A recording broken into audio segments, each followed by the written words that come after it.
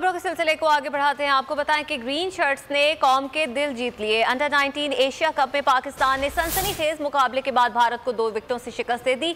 अहमद खान ने शानदार इनिंग्स खेली, आखिरी बॉल पर चौका लगाकर टीम को फतह दिला दी।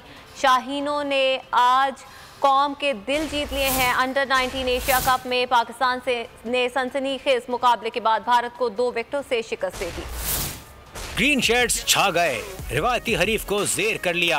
अंडर 19 एशिया कप में पाकिस्तान ने दिलचस्प मुकाबले के बाद 2 विकेटों से शिकस्त दे दी। मैच की आखिरी गेंद पर पाकिस्तान अंडर 19 को जीत के लिए 2 रन दरकार थे। उभरते हुए बैटर अहमद खान ने चौका लगाकर टीम को फतह दिला दी। उन्होंने 3 चौकों और 1 छक्के की मदद से 19 गेंदों पर 29 रन की नाकाबिले शिकस्त इनिंग्स खेली।